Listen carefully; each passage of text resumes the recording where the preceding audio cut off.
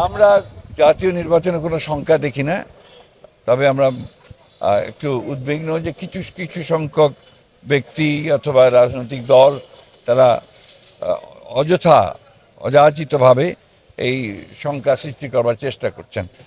বাংলাদেশের মানুষ সেই সমস্ত আপনার দুরভিসন্ধিতে তারা সমর্থন করবে না।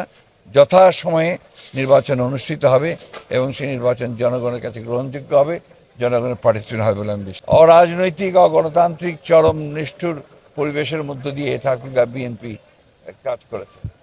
আমি আল্লাহর কাছে হাজার শুকরিয়া আদায় করি যে সেই ঠাকুরগাঁ বিএনপি এখন আবার তারা উজ্জীবিত হয়েছে এবং সব কিছুকে অতিক্রম করে ইয়াং তরুণদেরকে সঙ্গে নিয়ে, পুরনোদেরকে সঙ্গে নিয়ে ঠাকুরগাঁ বিএনপি এখন আগামীকাল ইনশাআল্লাহ একটা অত্যন্ত সফল সম্মেলনের জন্য প্রস্তুতি নিয়েছে।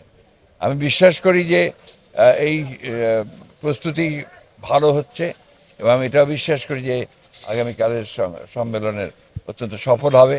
সবচেয়ে বড় জিনিস হচ্ছে যে আমাদের সংগঠনের যিনি এখন প্রাণকেন্দ্র, আমাদের দলের ভারপ্রাপ্ত চেয়ারম্যান জনাব তারেক রহমান সাহেব, তিনি এই সম্মেলনে প্রধান অতিথির বক্তব্য রাখবেন, যেটা আমাদের গোটা জেলার বিএনপির নেতাকর্মীদের জন্য একটা অত্যন্ত আনন্দের বিষয়, অত্যন্ত উদ্দীপনার বিষয় এবং একটা সম্ভাবনার বিষয়।